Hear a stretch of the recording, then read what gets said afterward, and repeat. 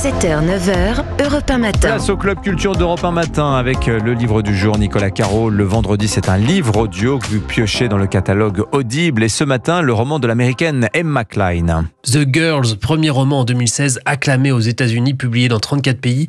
Les filles en question, ce sont celles qui entouraient le tristement célèbre Charles Manson. Mais là, c'est un roman. C'est une certaine Evie Boyd qui nous raconte son histoire. Elle se souvient de la fin des années 60, quand elle était une ado californienne comme une autre, une ado de 14 ans sans trop de problèmes, sauf ceux d'une ado. Elle est un peu paumée. Ses parents viennent de divorcer. Ils veulent l'envoyer bientôt en pension. Mais un jour d'été, dans un parc, elle remarque un groupe de filles. Je levais les yeux à cause du rire et je continuais à regarder à cause des filles. Je remarquais leurs cheveux, tout d'abord, longs et pas coiffés, puis leurs bijoux qui captaient l'éclat du soleil. Toutes les trois étaient trop loin, je ne voyais que les contours de leurs traits, mais ça n'avait pas d'importance. Je savais qu'elles étaient différentes de toutes les autres personnes dans le parc. Il y a la très charismatique Suzanne. Elle est immédiatement fascinée par cette fille qui a l'air si libre, si décomplexée. En fait, elle vient tout juste de rencontrer l'une des compagnes du diable, alias Russell. C'est le nom que donne l'auteur à Charles Manson dans le roman. Toutes ces filles constituent en fait son harem. Et Evie va bientôt les rejoindre. Elle est heureuse au début, Evie. Elle a l'impression de faire partie d'un groupe soudé, d'être aimée en fait, tout simplement. Et bien entendu, elle participe au culte du dieu vénéré du gourou, c'est-à-dire Russell. Et Russell, dans le livre, en fait, c'est le criminel Charles Manson. Hein. Oui, le terrifiant Charles Manson, condamné pour avoir commandité les meurtres de plusieurs personnes à Los Angeles, dont l'actrice Sharon Tate. C'est pas lui qui les a tués directement, il a envoyé ses filles. Pourtant, c'est toujours lui qui a fasciné les médias et les écrivains. Cette fois, dans ce roman, ce sont les filles qui tiennent le premier rôle et qui retiennent l'attention.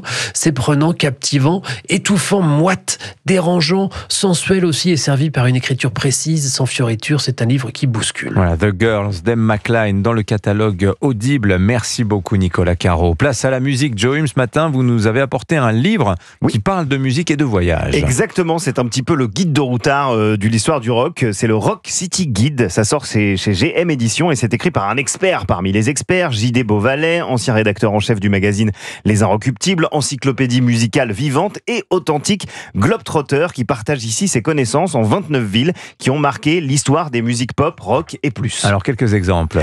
Par exemple, on va à Rennes, la ville des transmusicales, festival essentiel qui fut entre autres le berceau d'artistes majeurs comme Étienne Dao. C'est la raison pour laquelle je ne veux plus quitter mon lit. Pour qu'enfin toutes les nuits durent toute la vie. On franchit ensuite les frontières pour nous rendre à Kingston où se sont développés le ska, le rocksteady, puis évidemment le reggae jamaïcain. On parcourt également les pavés de Berlin où durant les années 70, près du mur, s'était installée l'aristocratie du rock.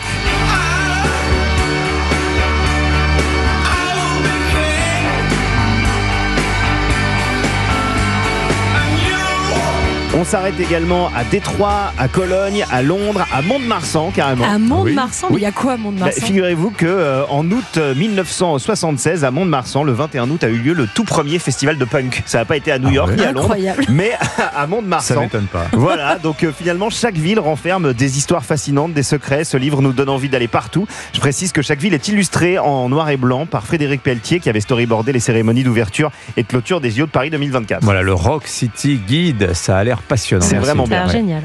Et puis, ça sort aujourd'hui donc chez GM Éditions et puis un petit peu de musique finalement quand même. Oui, c'est quand même pour ça que vous êtes là. Puisqu'on est dans le rock, le groupe de Suédois Royal Republic dépoussière un tube, vous allez voir, de compétition, Vénus des Shocking Blue. Avec des guitares, ça fonctionne aussi.